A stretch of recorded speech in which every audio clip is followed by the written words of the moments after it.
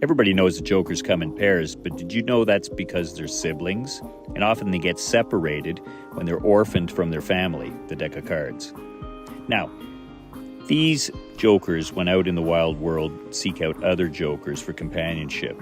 But I've trained these two jokers to help reunite the siblings. So let's mix them up, just like in the real world. These two working jokers, I'll turn them face down, they're going to help reunite these 4 different pairs that have been separated. So watch closely. 2 and 2, 2 and 2, 2 and 2, and 2 and 2. Now, these two working jokers, 1 and 2, will meet with the 2 disparaging jokers, and they'll ask questions, follow up clues, look for leads. One's on the top, one's on the bottom. A little bit of magic and hoping for a pairing. Let's see that again. 2 disparaging jokers, 1 working joker represented here on top and 1 on the bottom. A little bit of magic and another pairing. Again, 2 disparaging jokers go between the 2 working jokers. The 2 working jokers get to the business of reuniting, work their magic, and a pairing. One last time. Watch closely. 1 working joker on top, 2 disparaging jokers in the middle, and 1 working joker on the bottom. A little bit of magic and a new pairing. Let's see how they did. I've got faith in these 2 working jokers. They're very talented. Hey, look at that. Siblings reunited. 1, 2, 3, and 4. Fantastic. Okay, tutorial time.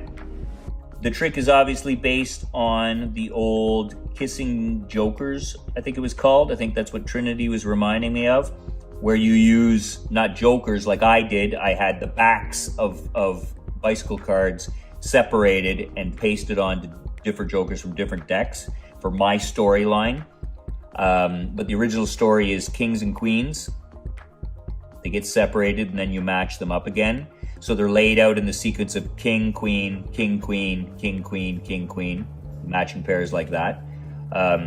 If these were blank cards, you could tell almost any story you wanted using different colored pens, different words, drawings, colors, whatever. But have a good story. Have this driven by a good story, focusing on why they were paired, that the pair got pulled apart and why, and that the pair is coming back together again. It sells the fact that you're using 2 cards to bring them back together. In this case, of course, the jokers, which I reveal after I mix these cards the first time. There's a reason for that. So, the mix. The first thing you need to do is get the queen to the bottom of the pile before you start laying out these pairs. So it's a perfect time to introduce the idea that the 2 cards got separated. You can have the story about this lovely couple was separated for whatever reason. One cheated on the other. There was a terrible fight in the kingdom, whatever you want, using whatever cards you want, but have a good story that emphasizes that they were separated at this point when you separate them.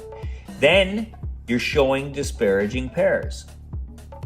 So it's not really a mix, but it does sort of look like a mix, but you're showing that they're mixed. Disparaging pairs. That's where I take the pause and reveal that this is 2 cards, 2 jokers.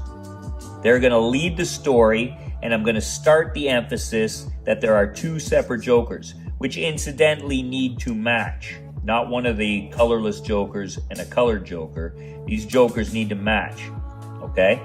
And you're going to constantly emphasize that there's 2 of them, because you're not going to be showing 2. You're going to be using 1 as your magic card and showing 1 as 2 over and over again. So you're going to need to start by, it only works if you emphasize that there are 2 jokers and that the story is about the separation and the coming back together. Otherwise, we're just constantly showing them the cards over and over again in some weird way for no real reason, and then they come back in pairs, and it's just a little puzzle then.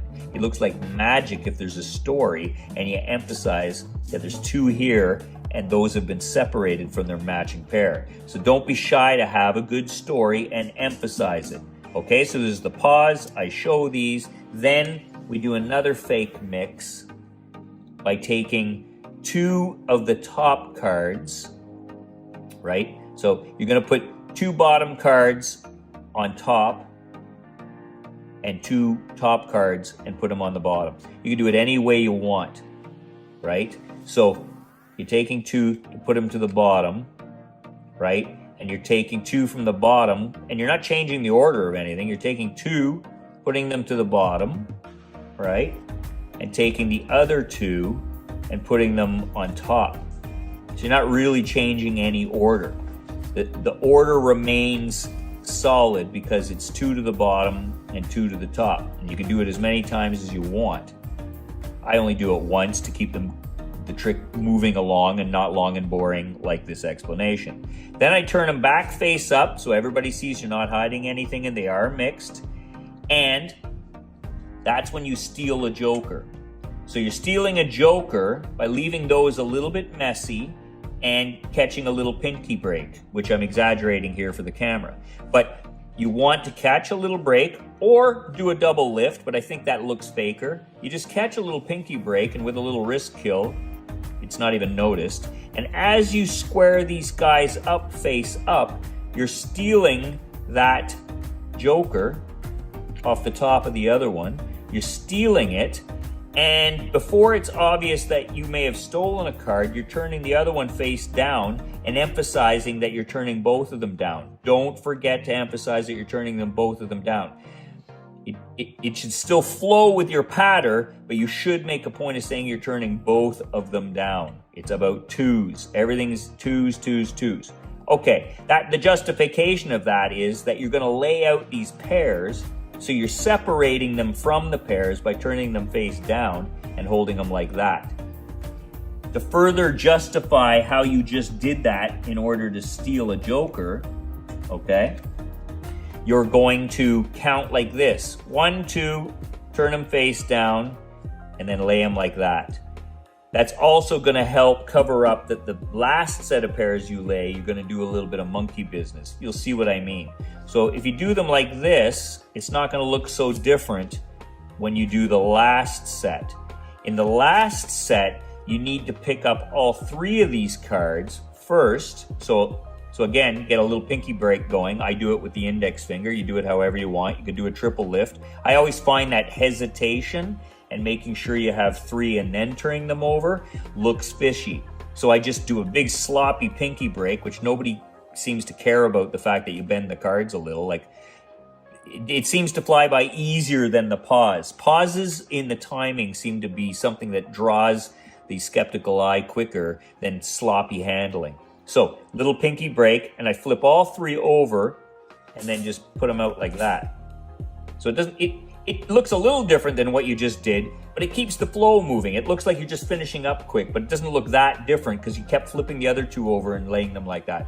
Okay, so now you've got a joker on the bottom and a face card. You're going to want to reverse them, so it's a perfect time to emphasize that you still have two jokers. Don't run when you're not being chased. If you try to do this really quick, they're going to think you did something funny. Did he just show me two jokers? Why did he do that so quick?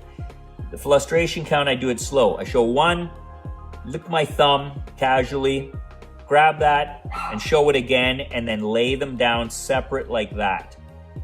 Again, 2, 2. I showed you two jokers. There's two cards. I don't put them together on top of each other, and then when I go to get the first pile, separate them. I think it's better after showing two jokers to sit them like that and emphasize the two. Okay, you can show all three of these pairs, but you can't show the final pair. So to keep it moving, but to take advantage of the fact that you can show most of the pairs, I show every second one. So it's sort of justified. I show you these two and not these two. It just seems like you do it to keep the thing moving, but you're still able to show them disparaging pairs. and then you put them in the middle, right? You're just taking the pair of them and you're putting them in the middle in your little stack, okay? Your jokers on top. You square them up, and it's just your typical Elmsley. You show your joker. As it goes under, you push off 2, right? As per an Elmsley, and you pinch the joker, the one joker in the pile, back to the bottom, and then over, and show it again for the second time as if it's the other joker. Then you do a stop and some kind of magic move to justify why you picked up the cards and just showed them again. The magic move will justify that. No matter how simple it is, a flick, whatever, it will justify you having picked them up again. If you don't do a move at this point and you just go 1, 2, 3, 4 with your fake Elmsley count, put the 2 down again, there's no reason for it. It just looks like a puzzle.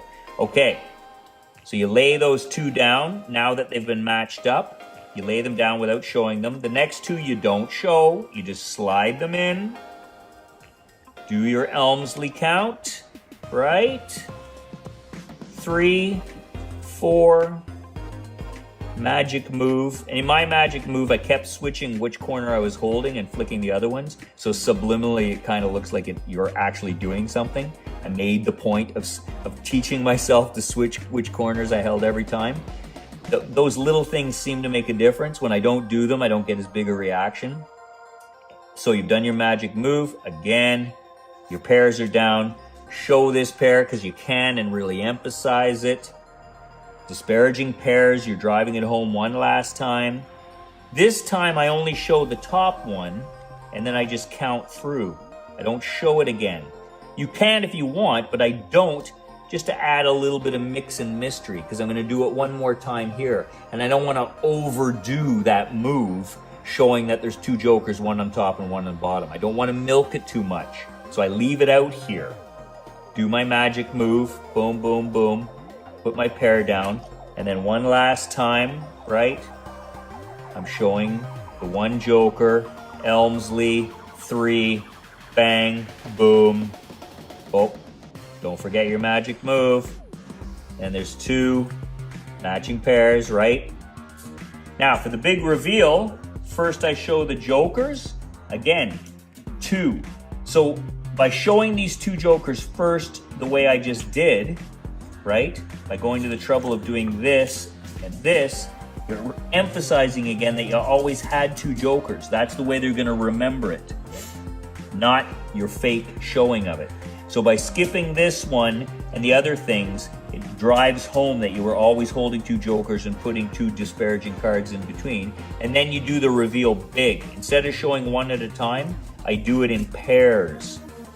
Okay? I do it in pairs like that. So pause, and then you have a pair again. So 2 big reveals in pairs, because you've emphasized that you have 2 jokers, and you always had 2 jokers because you're ending clean with 2 jokers. You might as well take advantage of the fact that you're ending clean with 2 jokers and you don't need another move before the reveal. So the reveal can just be boom, boom. And that's basically it. Again, all I can tell you is you follow the sequence and you know how to do an Elmsley and a slow frustration, and you've got this. What makes it work is the story. I've used different types of stories. I'm testing the Joker, siblings separated when they're removed from their family, the deck, because my theme is the orphaned jokers. One of them ends up in a drawer, one ends up in the garbage. My jokers that are trained to bring them back together, bring them back together. I'm just testing that story, but I have noticed that the better story you have, and the more you have created the story yourself, you've built up the story, you've built up your own pattern, the more it seems to sell the trick. And it's a damn powerful trick, which is probably why it's been around for so long. Anyway, that's it. Thanks for watching. Hope you enjoy it. Hope you try it.